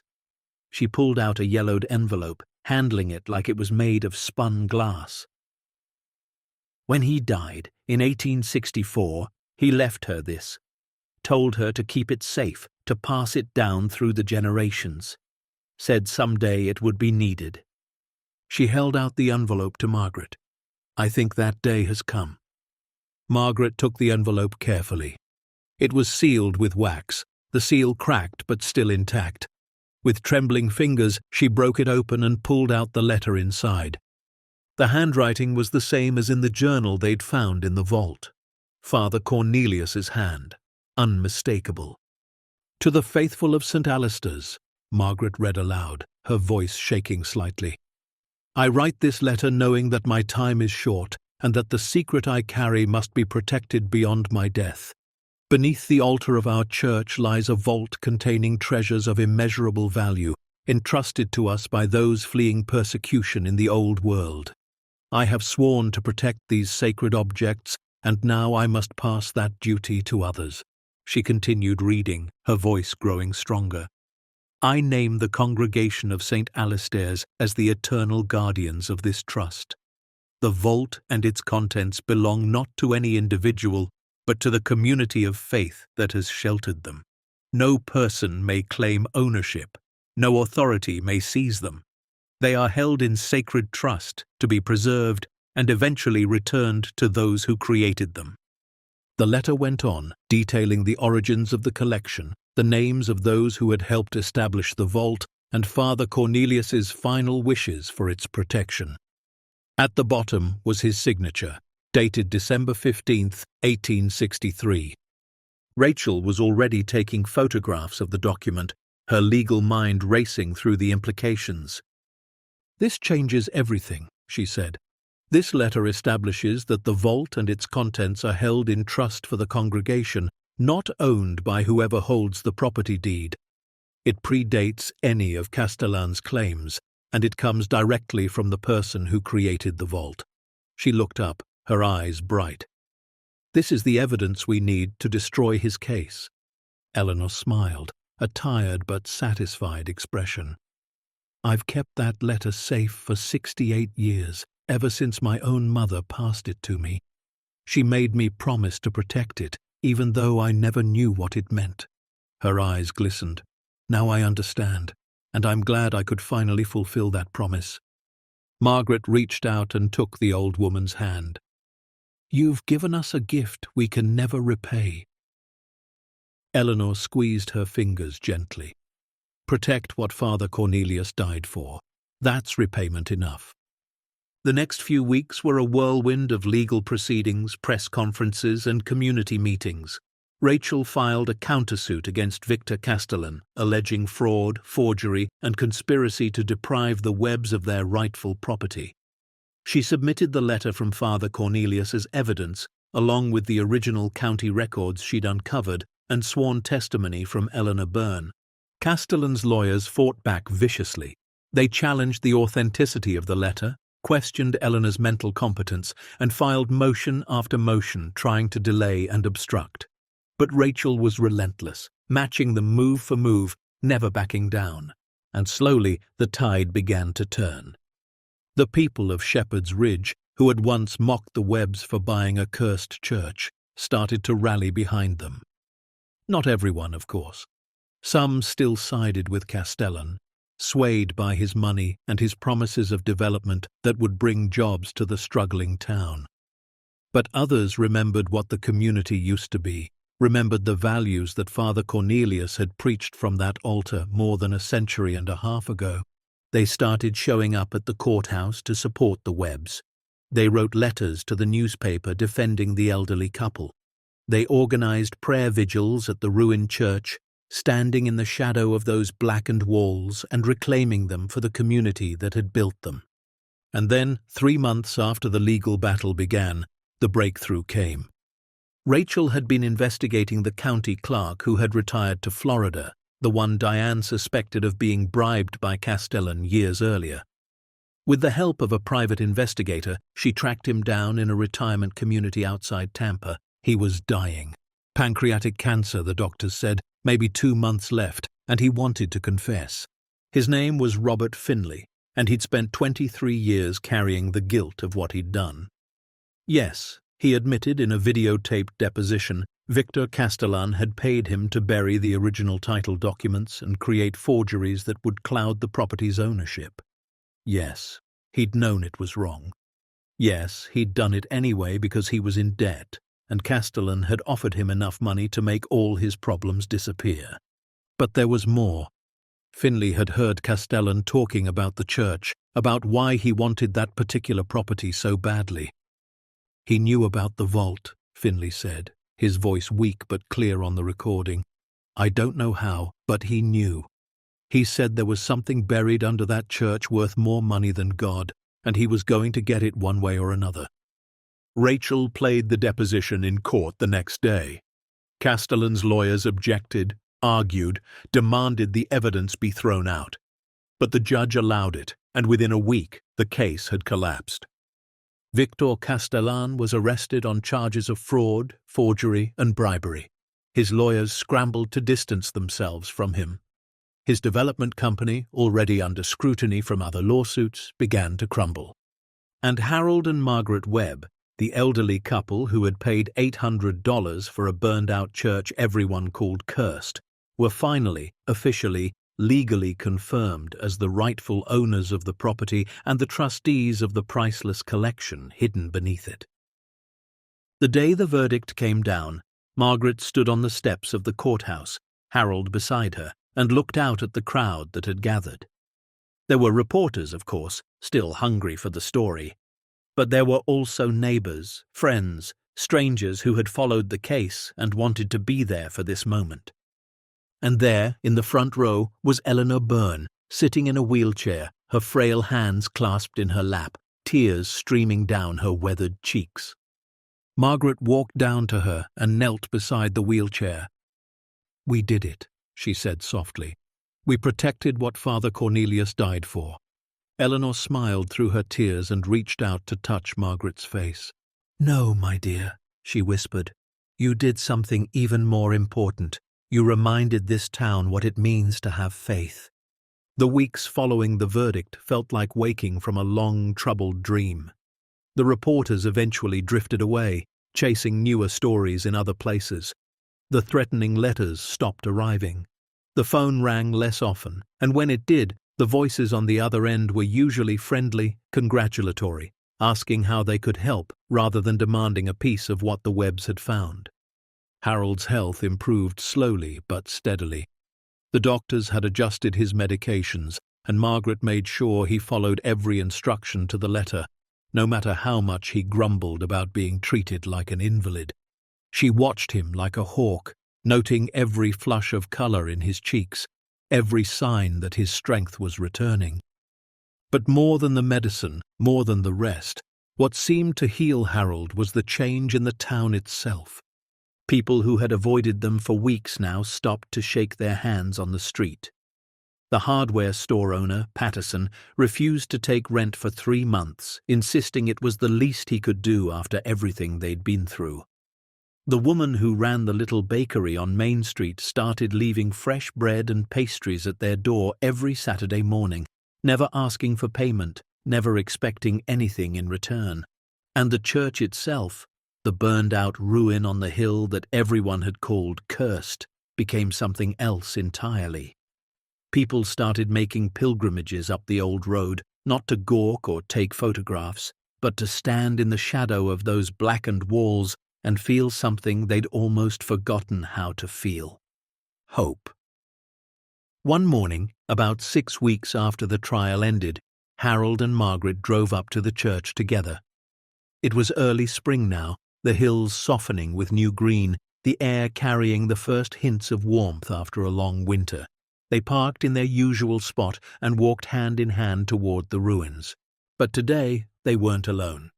Diane Hartwell was there, along with Rachel Kim, who had stayed in Shepherd's Ridge far longer than her original case required. Eleanor Byrne had been brought up in a specially equipped van, her wheelchair positioned near the entrance so she could see everything.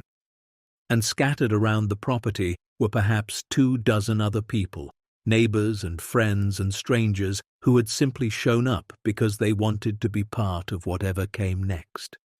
Harold looked around at the gathered faces and felt something shift in his chest. Not pain this time, but something warmer, something that made his eyes sting with tears he was too old and too proud to shed. "I guess we should talk about what happens now," he said quietly. They gathered in a loose circle near the entrance to the church, the morning sun casting long shadows across the overgrown grass. Harold stood at the center, Margaret beside him, and for a long moment he simply looked at the people who had come. "When we bought this place," he began, his voice rough but steady, "we didn't expect to find anything but memories. This church was where Margaret and I got married 52 years ago. It was where we baptized our son, Michael. It was where we said goodbye to him after he died serving his country." He paused, swallowing hard. "We just wanted to save it from falling apart completely. That's all we wanted." Margaret squeezed his hand, lending him strength. "But what we found," Harold continued, "was something much bigger than us, much older, much more important." He gestured toward the entrance, toward the hidden stairs that led down to the vault below. "Father Cornelius Brennan died protecting what's down there. Refugees from another continent risked everything to bring those treasures here. Eleanor's family kept the secret for 4 generations. His voice cracked slightly. "That's not our legacy. That belongs to everyone." Rachel stepped forward. "We've been working with experts to assess the collection. Art historians, archivists, appraisers from some of the most respected institutions in the world." She paused. "The preliminary estimate is that the vault contains approximately $250 million worth of art, artifacts, gold, silver, and historical documents, possibly more." A murmur ran through the crowd. Even those who had heard the numbers before seemed stunned by hearing them spoken aloud in this place. "But more important than the monetary value," Rachel continued, "is the historical significance. Some of these paintings may be by masters whose work was thought to be lost. The manuscripts include texts that scholars have been searching for centuries, and the religious artifacts represent the heritage of communities that were scattered and destroyed more than 160 years ago." Margaret spoke for the first time, her voice clear and strong despite her 71 years. "Harold and I have spent many nights talking about what to do with all of this. We could sell it. We could take the money and live comfortably for whatever years we have left." She shook her head. But that's not what Father Cornelius wanted, and it's not what we want either. She looked at her husband, and he nodded. "We're establishing the St. Alastair Heritage Foundation," Harold announced, "a non-profit organization that will manage the collection, preserve it, and eventually return as much as possible to the communities and institutions that created these treasures in the first place." "The church itself will be rebuilt," Margaret added, "not as a replica of what was lost, but as something new, a museum, a community center, a place where people can come to learn and remember and be inspired." Diane Hartwell stepped forward, her eyes bright with emotion. "The foundation will fund scholarships for young people in Shepherd's Ridge. It will support the restoration of other historic sites in the region, and it will create programs to preserve the cultural heritage of communities around the world. We're also establishing a veterans memorial," Harold said, his voice dropping slightly, "on the grounds of the church, in honor of Michael and all the others who gave their lives in service." He had to stop for a moment, collecting himself. "Our son believed in doing what was right, even when it cost everything. We want to make sure that sacrifice is remembered." The crowd was silent. Eleanor Byrne was weeping openly in her wheelchair, her thin hands pressed to her chest. Rachel had turned away slightly, wiping her eyes. Even the strangers who had come simply out of curiosity seemed moved by what they were witnessing. "This isn't our gift to the town," Margaret said finally. "This is our gift to the world. Father Cornelius asked whoever found the vault to protect what he had hidden, to preserve it, and to eventually return it to those it belonged to." She smiled, a tremulous expression that carried 52 years of love and loss and faith. "That's what we're going to do." The work began almost immediately. Rachel Kim, who had initially planned to return to Philadelphia after the legal battle ended, accepted a position as the foundation's first executive director. She threw herself into the role with the same fierce determination she had brought to the courtroom, working 18-hour days to set up the organizational structure, recruit board members, and begin the massive task of cataloging and authenticating the collection. Diane Hartwell became the Foundation's chief historian, finally able to apply her decades of research to something that would last long beyond her lifetime. She spent hours in the vault each day, carefully documenting each item, researching its origins, and tracing the journey that had brought it from war-torn Europe to this hidden chamber beneath a Pennsylvania church. Volunteers came from across the region to help with the work. Some were experts in their fields, art conservators and archivists and scholars who donated their time because they believed in what the Foundation was trying to accomplish. Others were ordinary people who simply wanted to be part of something meaningful, willing to sweep floors and carry boxes and do whatever was needed. And Harold and Margaret were at the center of it all, not as figureheads, but as active participants. Harold, despite his doctor's warnings about overexertion, insisted on being present at the church every day. He helped coordinate the volunteers, met with contractors about the restoration, and spent long hours simply sitting in the vault, reading through the documents that Father Cornelius had left behind. Margaret handled the public side of things with a grace that surprised everyone, including herself. She gave interviews to newspapers and television stations, speaking eloquently about the Foundation's mission and the history of the collection. She wrote letters to museums and universities, seeking partnerships and support. She became, in the words of one journalist, the face and heart of the St. Alastair Project. But the most remarkable transformation was in the town itself. Shepherd's Ridge had been dying for decades. The coal mines that had once supported the community had closed in the 1980s, and the population had been declining ever since. Young people left for the cities as soon as they were old enough, seeking opportunities that didn't exist in the fading valley. Businesses shuttered, buildings crumbled. The town that had once been vibrant and proud had become a shadow of itself, populated mostly by the elderly and those too poor or too stubborn to leave. The St. Alastair Project changed everything. The restoration of the church brought jobs, real jobs that paid decent wages and offered steady work. Carpenters and masons and electricians came from across the region, and local businesses sprang up to support them. The hardware store expanded. A new restaurant opened on Main Street. The old motel at the edge of town, which had been vacant for 5 years, was purchased and renovated by an investor who saw potential in the growing stream of visitors. And the visitors kept coming. Word of the discovery had spread far beyond Shepherd's Ridge, and people traveled from other states, even other countries, to see the site where a $250 million treasure had been hidden for more than a century and a half. They couldn't enter the vault yet, not until the restoration was complete, but they came anyway, standing on the hill and looking at the church and feeling connected to something larger than themselves. The town that had mocked the Webbs for buying a cursed ruin now celebrated them as heroes. Dale Mercer, the businessman who had laughed loudest at the auction, quietly sold his properties and moved away, unable to face the community he had tried to take advantage of. The mayor, Gerald Hutchins, lost his bid for re-election to a younger candidate who promised to support the foundation and help rebuild the town's future. And through it all, Harold and Margaret held on to each other, just as they had for 52 years. The restoration took 18 months. The architects they hired specialized in historic preservation, and they approached the project with a sensitivity that honored both the past and the future.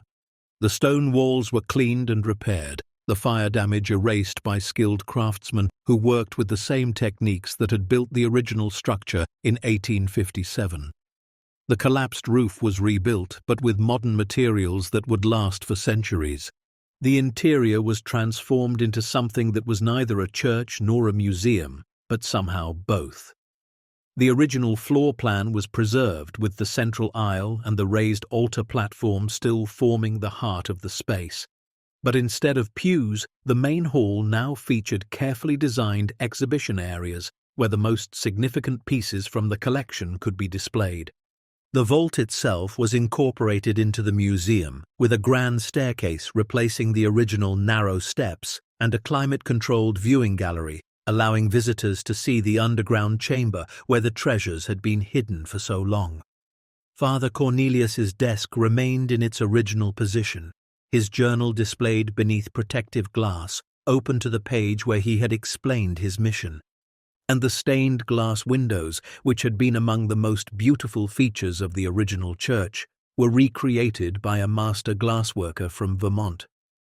She spent 6 months studying photographs and descriptions of the originals, then created new windows that captured their spirit while adding something new, panels depicting scenes from the collection's history, from the persecution that had driven the refugees to flee their homes to the moment when Harold and Margaret had first descended into the vault. The Veterans Memorial was built on the grounds behind the church, a simple but elegant structure of granite and bronze. At its center stood a wall inscribed with names, not just Michael Webb, but every service member from Shepherd's Ridge who had died in combat going back to the Civil War. In front of the wall was a bronze statue of a soldier kneeling with his head bowed, based on a photograph of Michael that Margaret had provided. Harold visited the memorial almost every day. Sometimes he stood before it for hours, not speaking, just being present. Margaret would find him there in the evenings, his hand resting on the stone where their son's name was carved, and she would stand beside him in silence, sharing the grief that had never fully healed and never would. But there was joy too, more joy than they had felt in years. The foundation's work was expanding beyond anyone's expectations. The first paintings had been loaned to major museums, generating revenue that funded scholarships for dozens of young people in Shepherd's Ridge. The manuscripts were being digitized and made available to scholars worldwide, opening up new avenues of research that academics had only dreamed of. And the process of returning items to their communities of origin had begun, with the first artifacts traveling back to churches and museums in Italy and Austria. Eleanor Byrne, who had seemed so frail when they first met her, rallied remarkably in the months following the verdict. She attended every major event at the church, sitting in her wheelchair near the front, watching with bright eyes as the vision she had helped make possible came to life.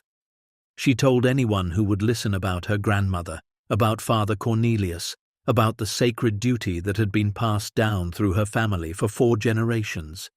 She passed away peacefully in her sleep on a Tuesday morning in March, exactly 1 year after the restoration began. She was 94 years old. Her funeral was held in the newly completed church, the first service of any kind in the building since the fire 12 years earlier.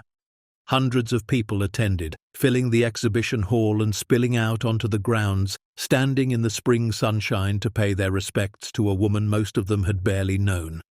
Margaret delivered the eulogy. She spoke about Eleanor's courage, her faithfulness, her willingness to protect a secret she didn't fully understand because she believed it mattered. She spoke about the letter that Eleanor had kept safe for 68 years, waiting for the moment when it would be needed. And she spoke about what Eleanor had said on the day the verdict was announced. She told me that we had reminded this town what it means to have faith, Margaret said, her voice breaking slightly. But I think she had it backwards. Eleanor was the one who reminded us. She spent her whole life believing in something she couldn't see, trusting that someday it would matter. Margaret paused, gathering herself. That's what faith really is. Not knowing the end of the story, but believing it's worth telling anyway. After the service, they buried Eleanor in the cemetery beside the church, in a plot that Harold and Margaret had purchased specifically for her. Her headstone bore a simple inscription: Eleanor Marie Byrne, 1931 to 2025, Keeper of the Faith. The grand opening of the St. Alistair Heritage Museum was scheduled for the first Saturday in June, 18 months and 12 days after Harold and Margaret had first discovered the vault. Invitations went out to dignitaries, scholars, journalists, and community members. Hotels in the surrounding area were booked solid. News crews arrived from across the country, setting up their equipment on the grounds below the church. But for Harold and Margaret, the most important moment came the evening before, when the museum was quiet and empty, except for the two of them. They had asked to have the building to themselves for a few hours, and no one had thought to refuse them. Rachel had handed over the keys with a knowing smile, and even the security guards had found reasons to patrol the perimeter rather than the interior. They entered through the great oak doors that had been crafted to replace those destroyed in the fire. The evening light was streaming through the new stained glass windows, casting colors across the polished floor just as it had in the old days. The exhibition cases gleamed, the artifacts within them illuminated by carefully positioned lights. But Harold and Margaret barely glanced at the displays. Instead, they walked together down the center aisle, their footsteps echoing in the empty space until they reached the altar platform. It looked different now, of course. The original altar was gone, replaced by a simple stone table that held a reproduction of Father Cornelius's journal. The brass hatch in the floor was still visible, but it had been covered with a glass panel that allowed visitors to see it while protecting it from wear. But standing there, in the soft, colored light, Harold could almost see it as it had been, could almost hear the organ playing and the congregation singing, could almost feel the warmth of Margaret's hand in his as they stood together at the altar 52 years ago, young and terrified and so deeply in love they could barely breathe. "Do you remember," he said softly, "what you were thinking that day?" Margaret smiled. "I was thinking that my shoes were too tight and my bouquet was wilting."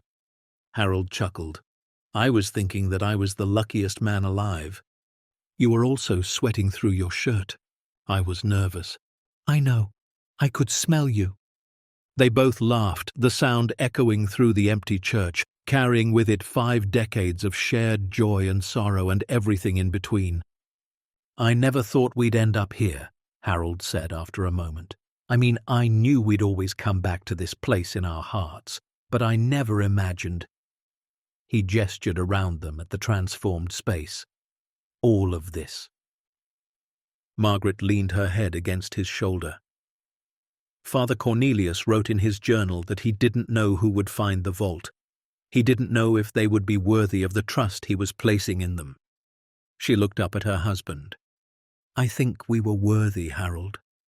Because of Michael," he said quietly. "Because we knew what it meant to sacrifice for something bigger than ourselves." Margaret nodded. "And because we knew that some things are too precious to be owned, they have to be shared."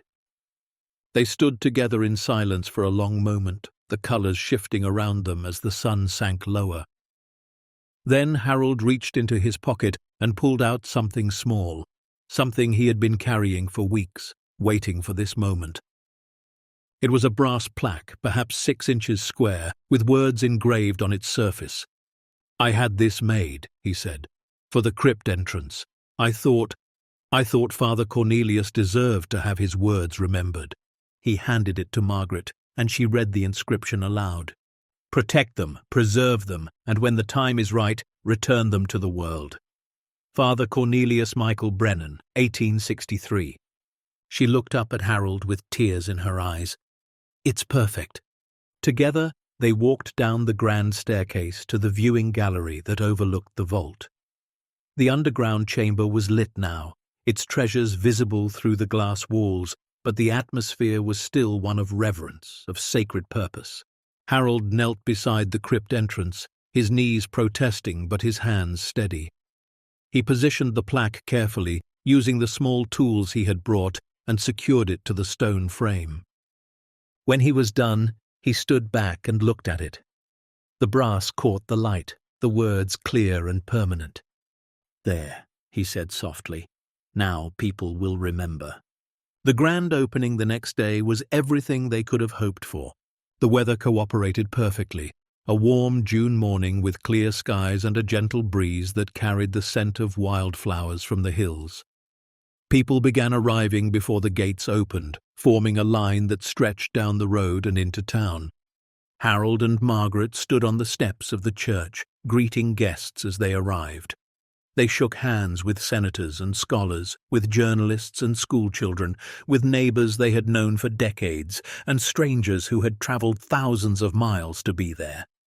The governor gave a speech, praising the Webbs for their integrity and vision. A representative from the Vatican sent a message of gratitude for the Foundation's commitment to returning religious artifacts to their communities of origin. Scholars from universities across Europe spoke about the significance of the manuscripts and the research they would make possible. But the moment that mattered most to Harold and Margaret came near the end of the ceremony, when the microphone was handed to them. They stood together at the podium, looking out at the hundreds of faces gathered before them. The crowd spilled across the lawn and down the hill, far more people than the property could comfortably hold. Among them, Harold could see Rachel Kim standing with her arms crossed and a proud smile on her face. He could see Diane Hartwell dabbing at her eyes with a handkerchief. He could see the young woman who ran the new bakery on Main Street and the contractor who had overseen the restoration and dozens of others whose lives had been touched by what had happened here. Margaret spoke first. 18 months ago, she said, her voice carrying clearly through the speakers, Harold and I bought this church for $800. We were 71 and 74 years old. We had lost our savings, lost our home, lost almost everything we had worked our whole lives to build. She paused. People laughed at us. They said we were fools for buying a cursed ruin that nobody wanted. She smiled. Maybe we were fools, but sometimes fools find treasures that wise people walk right past. The crowd chuckled appreciatively. What we found beneath this floor, Margaret continued, was worth more money than we could ever have imagined. $250 million, the experts say. Maybe more. She shook her head. But that's not why we're here today. We're not here to celebrate being rich. We're here to celebrate something far more valuable. She looked at her husband, and he took her hand. We're here to celebrate faith, Harold said, his voice rougher than Margaret's, but just as strong. The faith of Father Cornelius Brennan, who gave his life to protect these treasures. The faith of the refugees who carried them across an ocean to safety. The faith of Eleanor Byrne, who kept a secret for nearly 7 decades because she believed it would matter someday. He paused, his eyes sweeping across the crowd. And we're here to celebrate community.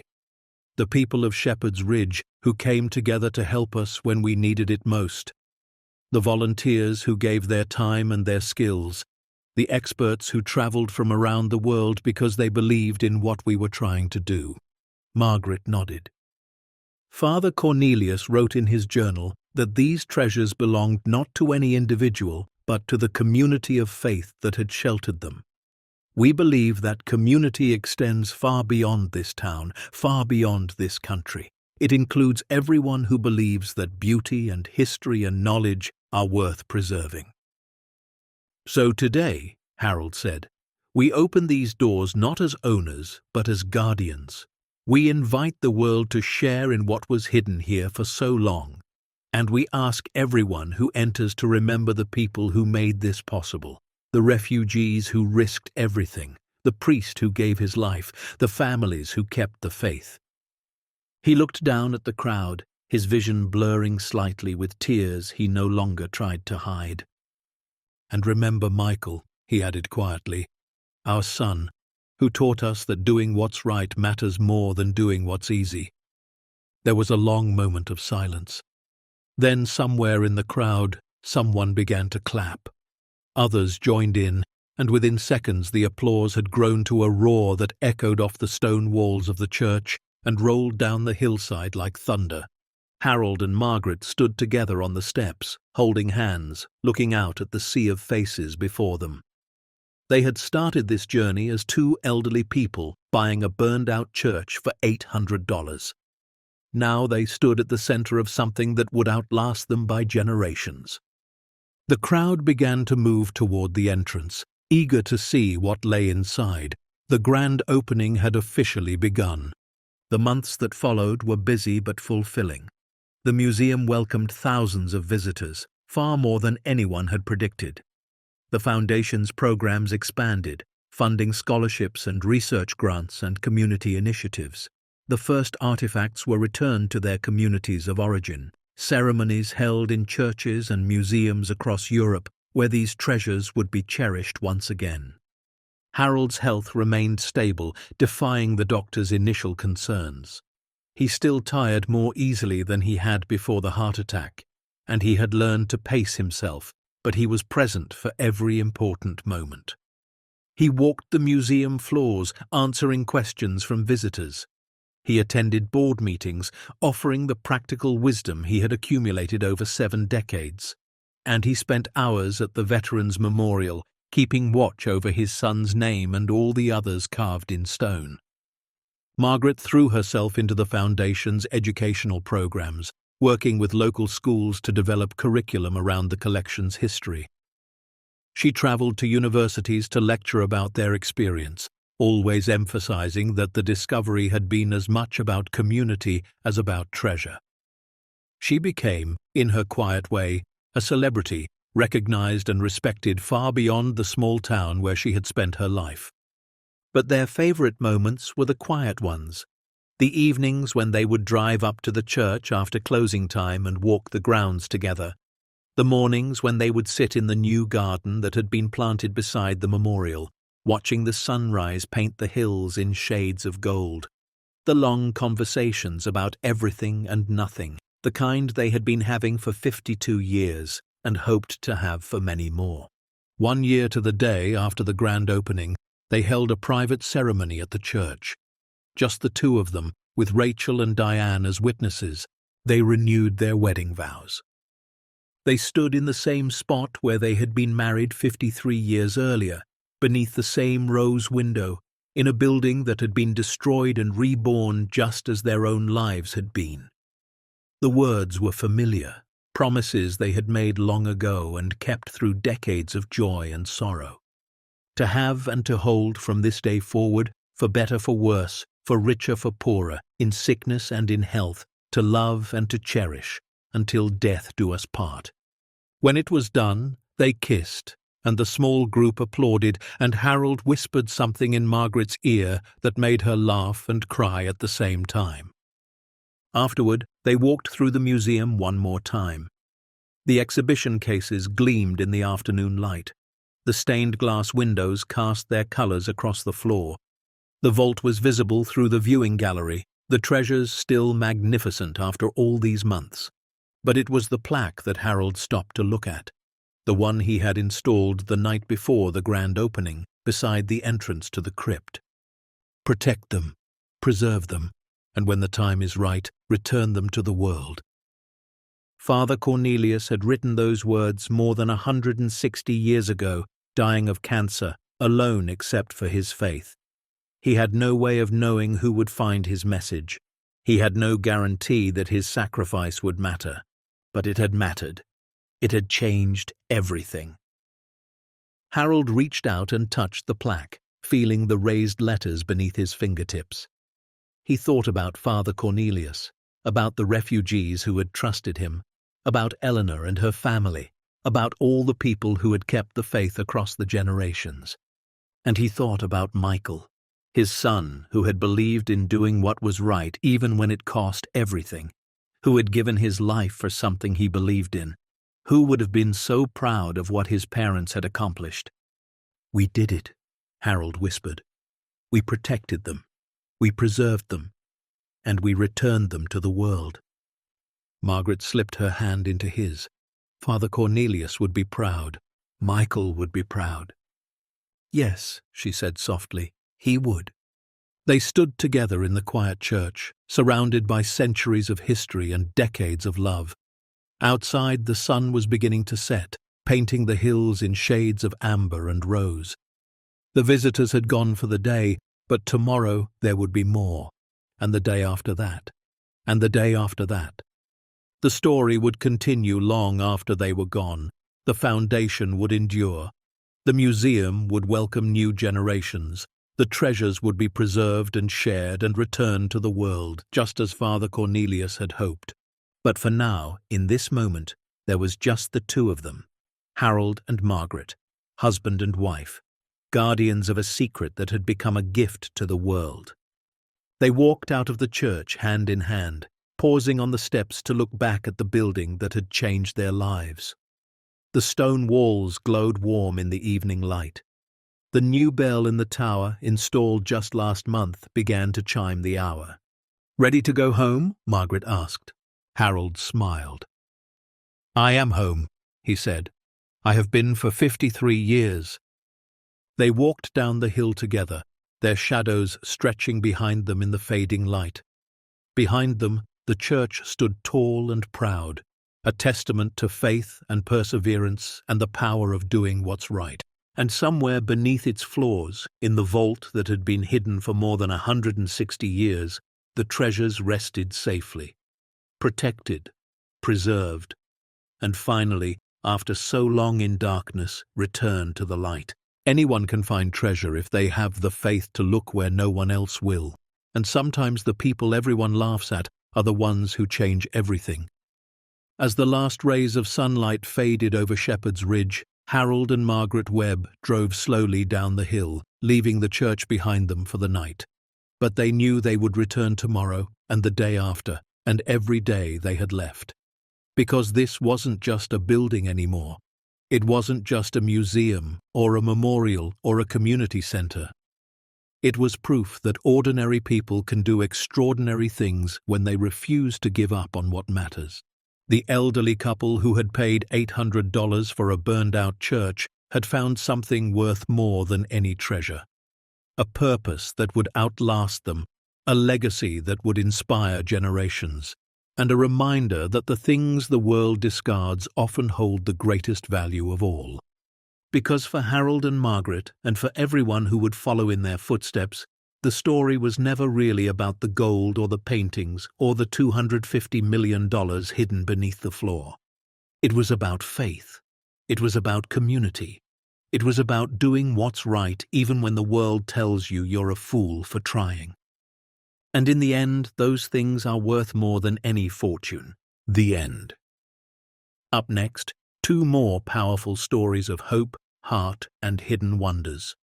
Click to keep the journey going, and don't forget to hit subscribe if you believe the overlooked still have something extraordinary to give.